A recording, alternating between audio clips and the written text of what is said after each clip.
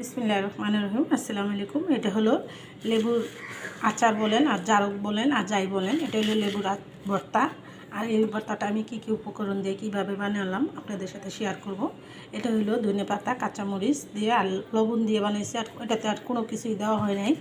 আর এই লেবুটা যাদের ঘা পেঁচড়া আছে, যাদের সিজারের মানুষ, অপারেশনের মানুষ, তারা খেতে হয় লেবুর রস, লেবুর পানি আর লেবুর আচার, তাদের উপলক্ষ করেই বানালাম। আর তারা এই লেবুর আচারটা খেয়ে উপকৃত হবেন। আর ভিডিওটা পুরোটা স্টেপে স্টেপে দেখবেন, না এরকম করে বানিয়ে খাবেন। আর আমার ভিডিওটা দেখে ভালো লেগে থাকলে অবশ্যই একটা লাইক, একটা কমেন্ট, একটা শেয়ার করে দেবেন।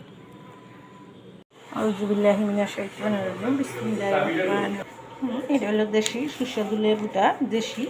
আর এই লেবুটা আমি কি বানাবো, কি কি উপকরণ দিয়ে কী করতেছি সেটা আপনাদের সাথে শেয়ার করবো। দেখতে থাকুন। দেখেন লেবুটার কালারটা কত সুন্দর, সবুজ। আর এই লেবুটা আমার ছেলেকে একজন গিফট করছে, দেশের বাড়ির থেকে আনছে। আর এটা আমার ছেলের গিফট করছে, সেটাই আপনাদের সাথে শেয়ার করতেছি। এই লেবুটা মনে করেন যাদের ঘাও আছে, কাটাছিরা আছে, তাদের জন্য অনেক উপকারিতা। আপনারা এইসব লেবু সস্তা, আপনারা বেশি করে নিয়ে যাবেন কিনে, আর বেশি করে লেবুর রস খাবেন। কাটাছিরা গায়েও যাদের আছে তাদের তাড়াতাড়ি দ্রুত শুকিয়ে যাবে। এখান থেকে আমি বেছে যেটা সবুজ এটা আমি আলাদা করে নেব, আর যেটা একটু পাকা পাকা ওটা আমি আলাদা করে নেব। এটা আমি কাটিয়ে নেব। এটা হলো একটু পাকা পাকা, আর এগুলো একটু সবুজ সবুজ আছে, এগুলো আমি আলাদা করে নেব।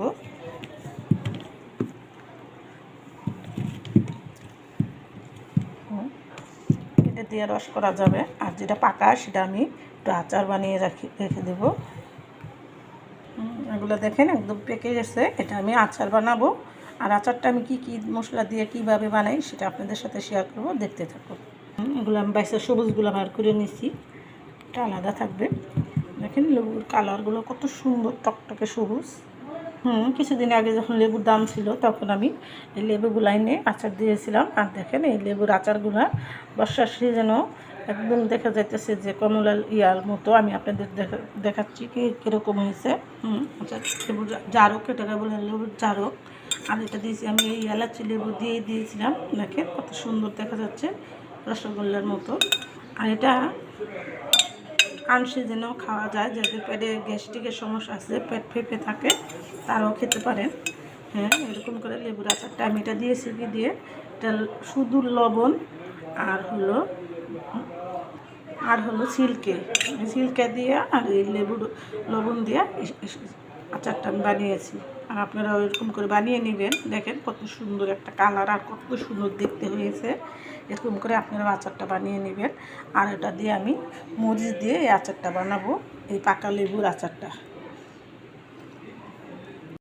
জন্য এখানে আমি 4টা লেবু নিয়েছি আর কিছুটা কাঁচামরিচ নিয়েছি। যারা ঝাল পছন্দ করেন, টক পছন্দ করেন, তাদের জন্য, যারা লেবু খেতে হবে বাধ্যতামূলক তারপরও এরা ঝাল পছন্দ করেন, তাদের জন্য আমি এই আচারটা বানাইতেছি, ভর্তাটা। এটা বেশি করে মরিচ দিয়ে আর এই লেবুর ভর্তাটা করলে মুখে রুচি চলে আসবে, আর ঘাও থাকলে তাড়াতাড়ি শুকিয়ে যাবে।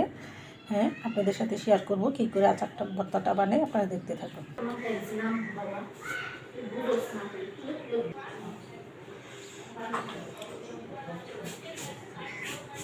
এখানে লেবুগুলোর মধ্যে বিচি নেই, কত সুন্দর একটা রসালো লেবু।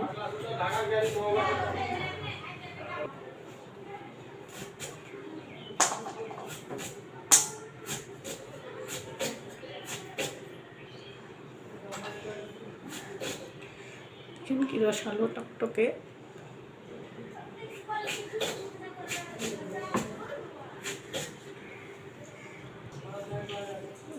লেবুর রস দেখেন টকটকে পড়তেছে।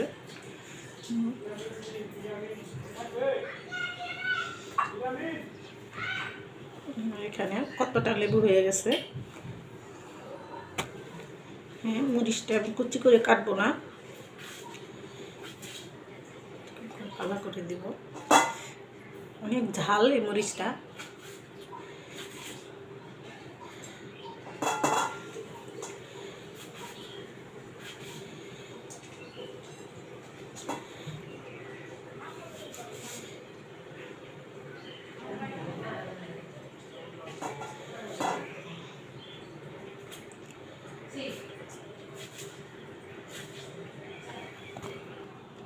দেখেন কতটা সুন্দর হয়েছে।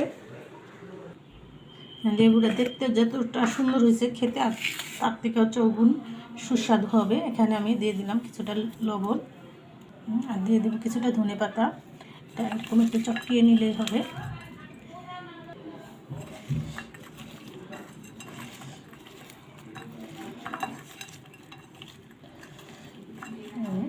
এটা বেশি চটকাইলে তিতো হয়ে যাবে।